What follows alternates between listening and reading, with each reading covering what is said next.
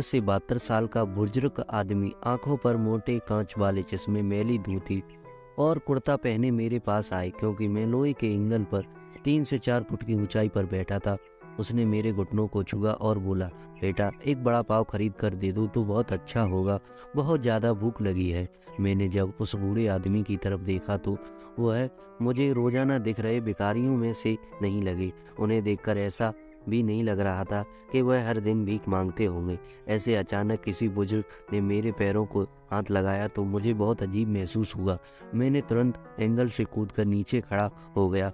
मैंने अपने जेब में हाथ डाला और 50 रुपए निकालकर बुजुर्ग को देते हुए कहा, अंकल आपको भूख लगी है तो यह लीजिए 50 रुपए, कुछ खा लीजिए।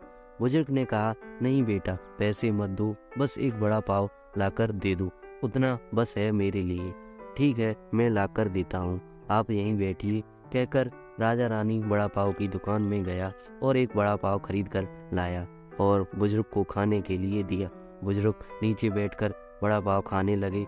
मेरी तरफ देखकर वह बोले, ऊपर मत बैठो गिर जाओगे, यहाँ बैठो मेरे पास, कोई साथ बैठेगा तो मुझे भी दो, निवाले अच्छे से खाए जाएंगे। मैं उनका कहना टाल नहीं पाया और उनके साथ ही बैठ गया। फिर मैंने ऐसे ही उनसे सवाल करना शुरू किया, कहाँ से आए हो, कहाँ जाओगे और किससे मिलने आए हो, वगैरह वगैरह। मैं नागपुर से आया हूँ, एक छोटे से गांव में रहता हूँ। यहाँ मुंबई में मेरा तुम्हारे जितना उम्र का बेटा है, एक बड़ी कंपनी में इंजीनियर है, उससे मिलने आया हूँ। 2 साल पहले उसकी शादी हुई, लव मैरिज। बहू पढ़ी लिखी है, नए विचारों वाली। उसे सास ससुर यानी हम पति पत्नी गंवार लगते हैं, इसलिए हमारे साथ रहना उसे अच्छा नहीं लगता।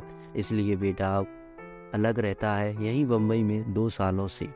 परसों मेरे इस मोबाइल पर उसका फ़ोन आया था, कह रहा था अमेरिका में नौकरी मिली है, उसे बीवी को लेकर जा रहा हूँ अमेरिका में 10 साल के लिए। यहाँ बम्बई में था तो 6 महीने में एक बार आता था हम बूढ़ा बुड्ढी को मिलने के लिए। अब इतने दूर पर परदेश जा रहा है, एक बार मिलने के लिए आओ बोला तो अब समय नहीं है बचा, परसों फ्लाइट में बैठकर जाना है कहता है। अब 10 साल के लिए जा रहा है, पता नहीं तब तक हम जिएंगे या मरेंगे, इसलिए सोचा खुद ही जाकर उससे मिल लेता हूँ। कल शाम से एयरपोर्ट ढूंढ रहा हूँ, लेकिन यहाँ के लोग कहते हैं कि इस एरिया में एयरपोर्ट ही नहीं।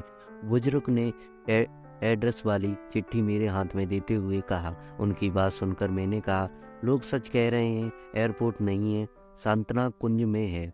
बुजुर्ग ने मेरी तरफ देखकर कहा, लेकिन परसों जब बेटे का फ़ोन आया था तो उसने यहीं का पता लिखवाया था। मुझे लगता है यहाँ फ़ोन भी खराब हो गया, फ़ोन ही नहीं आ रहा बेटे का। मैंने बताया था उसको कि मैं उससे मिलने आ रहा हूँ बम्बई। कहते हुए बुजुर्ग ने मोबाइल मुझे देखने के लिए दिया। अब मेरे हाथ में चिट्ठी और एक हाथ में मोबाइल था। मैंने मोबाइल का बटन दबाकर मोबाइल अच्छे से चल रहा था और मोबाइल में नेटवर्क भी पूरी तरह से आ रहा था। मैंने उनसे पूछा, आपने नहीं लगा के देखा फ़ोन बेटे को? मुझे कहाँ लगाना आता है बेटा फ़ोन, कोई फ़ोन करता है तो उठा लेता हूँ बस, उन्होंने कहा। मैंने रिसीव्ड कॉल में जाकर आखिरी कॉल आई नंबर पर कॉल किया। 2 रिंग बजने के बाद कॉल कट कर दी गई। फिर मैंने एड्रेस की चिट्ठी खोलकर देखी, उसमें जहाँ हम बैठे थे वहीं का एड्रेस था।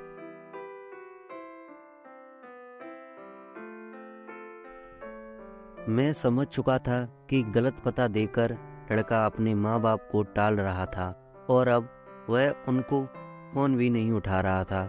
मुझे यह भी मालूम पड़ चुका था कि वह जिस प्लेन में सवार हो चुका था वह प्लेन कभी भी उसके माँ बाप की दिशा में उड़ने वाला नहीं था।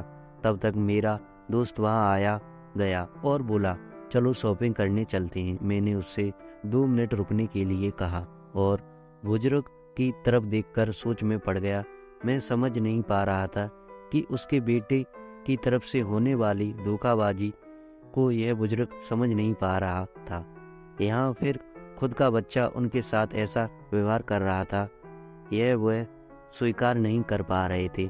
मैंने बुजुर्ग से बोला, अब तक तो आपका बेटा जिस प्लेन में बैठा था वह उड़ चुका होगा। मुझे नहीं लगता कि अब आपकी उससे मुलाकात हो पाएगी। इसलिए अच्छा यही होगा आप वापस अपने घर चले जाएं और आंटी भी आपका इंतज़ार करती होंगी। मेरी बात सुनकर ही अगले ही क्षण उनकी आंखें भर गईं। आंसू भरी आंखों में वह मेरी तरफ देखने लगे। घर जाने के लिए भाड़े के पैसे देते हुए मैंने उनके हाथों पर हाथ रखकर और पूछा, अंकल मैं कब से आपके हाथों में ये डिब्बा देख रहा हूँ, क्या है इस डिब्बे में? मोतीचूर के लड्डू हैं, मेरे बेटे को पसंद उसकी माँ ने भेजे हैं, उसके लिए खुद बनाकर। बुजुर्ग ने कहा, उसकी खंजर से मेरे दिल में चीर कर मेरी अंतकरण को लहूलुहान कर दिया हो, ऐसी मेरी हालत हो गई थी। मैं निःशब्द होकर बुजुर्ग की तरफ देख रहा था और वहीं बैठ रहा। ए भाई चलना, देर हो रही है। मेरे दोस्त की आवाज़ कानों में पड़ी तो मैं होश में आया और ऐसे ही उस भीड़ में उसके पीछे चलने लगा। घर पहुंचकर आधी रात तक मैं सो नहीं पाया रहा था। एक ही सवाल मेरे मन में उठ रहा था, एक बड़ा पाव की भूख मांगने वाला वह बेचारा आदमी भूख से बेहाल होने के बावजूद भी अपने हाथ लाए उस मोतीचूर के लड्डू से एक लड्डू खुद नहीं खा सकता, क्योंकि अपने बेटे से इतना प्यार करता था।